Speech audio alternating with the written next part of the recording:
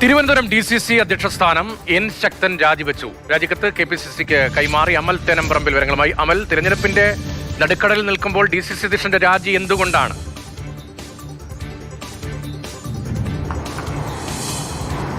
N ശക്തനെ DCCയുടെ താൽക്കാലിക അധ്യക്ഷനായാണ് നിയമിച്ചിരുന്നത്. ആ സ്ഥാനത്ത് തുടരാൻ താല്പര്യമില്ല എന്ന് കാട്ടി KPCC അധ്യക്ഷന് രാജിക്കത്ത് കൈമാറിയിട്ടുണ്ട്. KPCC രാജി ഇതുവരെയും അംഗീകരിച്ചിട്ടില്ല. ഒരു അനുനയ നീക്കം ഉണ്ടാകുന്നു എന്നുള്ളതാണ് മനസ്സിലാക്കാൻ കഴിയുന്നത്. താൽക്കാലിക അധ്യക്ഷൻ എന്നുള്ള നിലയിൽ വളരെ കുറച്ച് ദിവസം മാത്രം ശക്തൻ തുടർന്നാൽ മതി, അതിനുശേഷം ഒരു സ്ഥിരം അധ്യക്ഷനെ കണ്ടെത്തും എന്നുള്ളതാണ് KPCC പറഞ്ഞിരുന്നത്. പാലോട് രവി രാജിവെച്ചതിനെ തുടർന്നാണ് ഈ പറയുന്ന ശക്തനെ അധ്യക്ഷ സ്ഥാനത്തേക്ക് കൊണ്ടുവന്നത്. പലവിധ വിവാദങ്ങളുമായി ബന്ധപ്പെട്ട് പാലോട് രവിയെ മാറ്റണമെന്ന ആവശ്യം ശക്തമായിരുന്നു. അങ്ങനെ പാലോട് രവി രാജിവെക്കുന്നു. പിന്നാലെ തന്നെ ശക്തനെ താൽക്കാലിക അധ്യക്ഷനായി കൊണ്ടുവരുന്നു.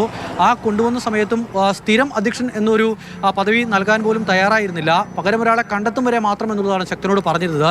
പൂർണ്ണ തൃപ്തിയോടെ ആയിരുന്നില്ല ശക്തൻ എന്ന സ്ഥാനം ഏറ്റെടുത്തത്. പക്ഷേ ഈ താൽക്കാലിക അധ്യക്ഷൻ എന്നുള്ള നിലയിൽ ശക്തൻ ഇങ്ങനെ തുടർന്നു പോവുകയാണ്. പകരം ഒരാളെ നിയമിക്കാൻ KPCC നേതൃത്വം തയ്യാറാകുകയും ചെയ്തില്ല. മറ്റ് DCCകളിലൊക്കെ ടാർജറ്റ് അടക്കമുള്ള ആളുകളെ തൃശ്ശൂരിൽ നിയമിച്ചപ്പോഴും ഈ പറയുന്ന തിരുവനന്തപുരത്തിൻ്റെ കാര്യത്തിൽ മാത്രം താൽക്കാലിക അധ്യക്ഷൻ തുടരട്ടെ എന്നൊരു തീരുമാനത്തിൽ പോവുകയായിരുന്നു. സ്ഥിരം അധ്യക്ഷന്റെ കാര്യത്തിൽ ഒരു തീരുമാനവും ഉണ്ടായിരുന്നില്ല. പലവിധ ചർച്ചകൾ നടന്നുവെങ്കിലും മുഴുവൻ താല്പര്യം എൻ ശക്തൻ ഉണ്ടായിരുന്നു. ഇപ്പോൾ സ്ഥിരം അധ്യക്ഷനാകാനുള്ള താല്പര്യം എൻ ശക്തൻ ഉണ്ടായിരുന്നു. കഴിഞ്ഞ നിയമസഭാ തെരഞ്ഞെടുപ്പിൽ കാട്ടാക്കടയിൽ അദ്ദേഹത്തിന് സീറ്റ് ലഭിച്ചിരുന്നില്ല. പക്ഷേ ഇക്കുറി നെയ്യാറ്റിൻകരയിലോ കാട്ടാക്കടയിലെയോ സ്ഥാനാർത്ഥിയായി എൻ ശക്തൻ വന്നേക്കുമെന്ന ചർച്ചകളുമൊക്കെ നടക്കുന്നുണ്ടായല്ലോ. പുതിയ ആളുകൾക്കൊപ്പം പഴയ ആളുകൾ മത്സരിക്കട്ടെ എന്ന നിലയിലൊക്കെ ചില ആലോചനകൾ നടക്കുന്നുണ്ടായിരുന്നല്ലോ. ഇതിപ്പോൾ എന്തുകൊണ്ടാണ്? രാജിക്ക് പിന്നിലെ യഥാർത്ഥ കാരണം വ്യക്തമാകുന്നുണ്ടോ? താൽക്കാലിക അധ്യക്ഷ സ്ഥാനത്ത് തുടരാൻ താല്പര്യമില്ല എന്നുള്ളത് ശക്തൻ അറിയിക്കുന്നു. പക്ഷേ സ്ഥിരം അധ്യക്ഷനായി ആ സ്ഥാനത്തേക്ക് സ്ഥിരം അധ്യക്ഷൻ എന്നുള്ള നിലയിൽ മുന്നോട്ട് പോകാനും ഒരു താല്പര്യം ശക്തൻ പ്രകടിപ്പിക്കുന്നില്ല.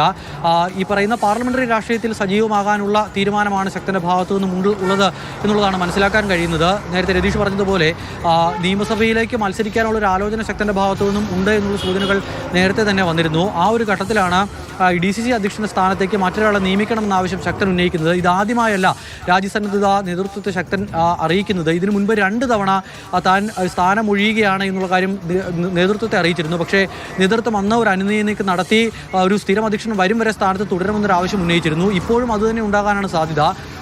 ഈ തദ്ദേശ തെരഞ്ഞെടുപ്പ് കഴിയും വരെയെങ്കിലും സ്ഥാനത്ത് തുടരണം. അതിനുശേഷം പുതിയ അധ്യക്ഷനെ നിയമിക്കാം എന്നുള്ളൊരു കാര്യം ശക്തനെ അറിയിക്കും. KPCC അധ്യക്ഷൻ എന്തായാലും തിരുവനന്തപുരത്തുണ്ട്. KPCCയിലേക്ക് ശക്തനെ വിളിച്ചു വരുത്തി ഒരു അനുനയ നീക്കം നടത്തും എന്നുള്ളതാണ് മനസ്സിലാക്കാൻ കഴിയുന്നത്. തദ്ദേശ തെരഞ്ഞെടുപ്പ് വരെ മാറ്റം എന്തെങ്കിലും ഉണ്ടാകാനുള്ള സാധ്യത കാണുന്നില്ല. അതിനുശേഷം നിയമസഭാ തെരഞ്ഞെടുപ്പിൽ മത്സരിക്കാൻ ഒരു താല്പര്യം ശക്തൻ പ്രകടിപ്പിക്കുകയാണെങ്കിൽ അത് സംബന്ധിച്ച തീരുമാനം കൂടി അറിയിക്കുമെന്നുള്ളതാണ് മനസ്സിലാക്കാൻ കഴിയുന്നത്.